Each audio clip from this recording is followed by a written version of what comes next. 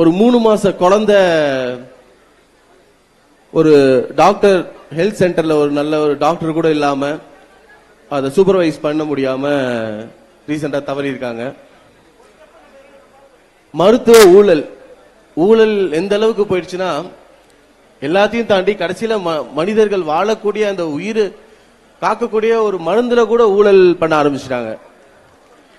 இதெல்லாம் நம்ம வந்ததுக்கு அப்புறம் தான் இதெல்லாம் வெளியில கொண்டு வந்துருக்கோம். இங்க இருக்கிற ஆளுங்கட்சியும் சரி, இங்க இருக்கிற எதிர்கட்சியும் சரி, எல்லாருமே ஒரு சிண்டிகேட் போட்டு யாரையுமே கேள்வி கேட்கறது இல்ல.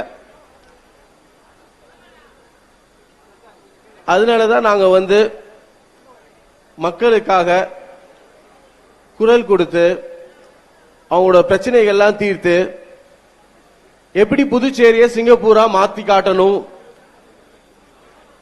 டென்மார்க் மாதிரி எப்படி கரப்ஷன் ஃப்ரீயா காட்டணும், அயர்லாந்து மாதிரி எப்படி ஹாப்பினஸ் இண்டெக்ஸ் நம்பர் 1 வரணுமோ அந்த மாதிரி வரணும், பூட்டான் கார்பன் நெகட்டிவ் ஒரு கம்ப்ளீட் கிரீன் எனர்ஜி ஹாப்பினஸ் இண்டெக்ஸ்ல ஒன் ஆஃப் தி ஹையஸ்ட் ரேட்டிங்ல இருக்கிற நாடுகள். நான் இப்ப ஐநா சபையில பேசும்போது கூட சொன்னேன், நான் இங்க லோக்கல் அரசியல் செய்யறதுக்கு வரல, நம்ம புதுச்சேரியை உலக மேப்ல நம்பர் 1 சிட்டியா காட்டணும்.